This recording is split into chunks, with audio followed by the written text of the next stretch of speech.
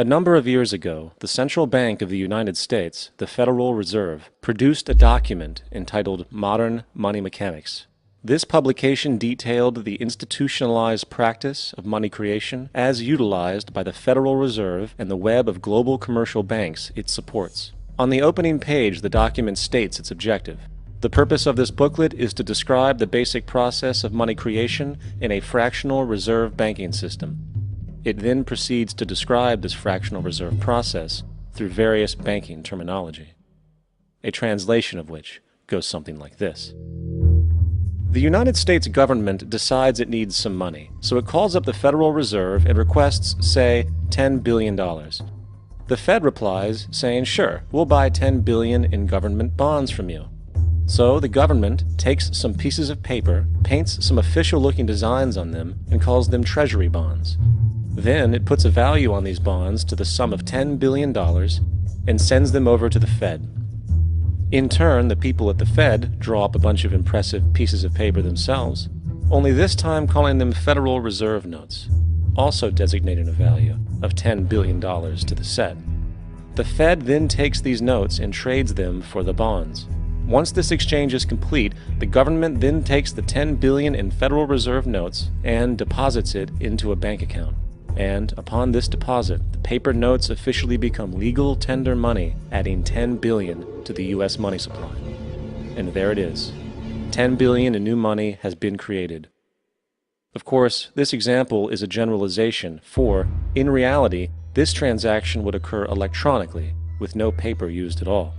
In fact, only 3% of the U.S. money supply exists in physical currency.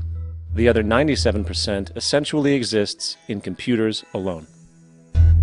Now, government bonds are, by design, instruments of debt, and when the Fed purchases these bonds, with money it essentially created out of thin air, the government is actually promising to pay back that money to the Fed. In other words, the money was created out of debt. This mind-numbing paradox of how money or value can be created out of debt or a liability will become more clear as we further this exercise. So, the exchange has been made and now $10 billion sits in a commercial bank account. Here's where it gets really interesting. For as based on the fractional reserve practice, that $10 billion deposit instantly becomes part of the bank's reserves, just as all deposits do. And regarding reserve requirements, as stated in Modern Money Mechanics, a bank must maintain legally required reserves equal to a prescribed percentage of its deposits. It then quantifies this by stating, under current regulations, the reserve requirement against most transaction accounts is 10%.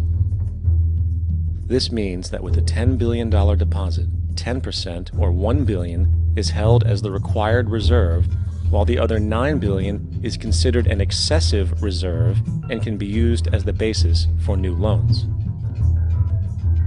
Now, it is logical to assume that this $9 billion is literally coming out of the existing $10 billion deposit. However, this is actually not the case. What really happens is that the $9 billion is simply created out of thin air on top of the existing $10 billion deposit. This is how the money supply is expanded. As stated in Modern Money Mechanics, of course they, the banks, do not really pay out loans from the money they receive as deposits. If they did this, no additional money would be created. What they do when they make loans is to accept promissory notes, loan contracts, in exchange for credits, money, to the borrower's transaction accounts. In other words, the $9 billion can be created out of nothing simply because there is a demand for such a loan and that there is a $10 billion deposit to satisfy the reserve requirements. Now, let's assume that somebody walks into this bank and borrows the newly available $9 billion. They will then most likely take that money and deposit it into their own bank account. The process then repeats, for that deposit becomes part of the bank's reserves. 10% is isolated, and in turn 90% of the $9 billion, or $8.1 billion, is now available as newly created money for more loans. And of course, that 8.1 can be loaned out and redeposited, creating an additional 7.2 billion to 6.5 billion to 5.9 billion, etc. This deposit money creation loan cycle can technically go on to infinity. The average mathematical result is that about $90 billion can be created on top of the original $10 billion. In other words, for every deposit that ever occurs in the banking system, about 9 times that amount can be created out of thin air.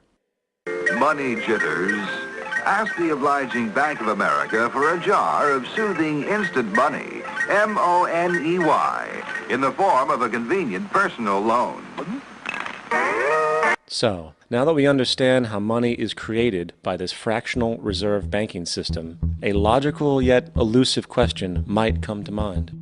What is actually giving this newly created money value? The answer? The money that already exists. The new money essentially steals value from the existing money supply. For the total pool of money is being increased irrespective to demand for goods and services. And as supply and demand finds equilibrium, prices rise, diminishing the purchasing power of each individual dollar. This is generally referred to as inflation, and inflation is essentially a hidden tax on the public. What is the advice that you generally get? And that is, inflate the currency. They don't say debase the currency. They don't say devalue the currency. They don't say cheat the people who are saved. They say lower the interest rates. The real deception is when we distort the value of money. When we create money out of thin air, we have no savings, yet there's so-called capital. So my question boils down to this: how in the world can we expect to solve the problems of inflation, that is, the increase in the supply of money, with more inflation? Of course, it can't. The fractional reserve system of monetary expansion is inherently inflationary. For the act of expanding the money supply, without there being a proportional expansion of goods and services in the economy, will always debase a currency. In fact, a quick glance at the historical values of the US dollar versus the money supply reflects this point definitively, for the inverse relationship is obvious. $1 in 1913 required $21.60 in 2007 to match value. That is a 96% devaluation since the Federal Reserve came into existence. Now, if this reality of inherent and perpetual inflation seems absurd and economically self-defeating, hold that thought, for absurdity is an understatement in regard to how our financial system really operates. For in our financial system, money is debt, and debt is money. Here is a chart of the U.S. money supply from 1950 to 2006. Here is a chart of the U.S. national debt for the same period. How interesting it is that the trends are virtually the same. For the more money there is, the more debt there is. The more debt there is, the more money there is. To put it a different way, every single dollar in your wallet is owed to somebody by somebody. For remember, the only way the money can come into existence is from loans. Therefore, if everyone in the country were able to pay off all debts, including the government, there would not be $1 in circulation.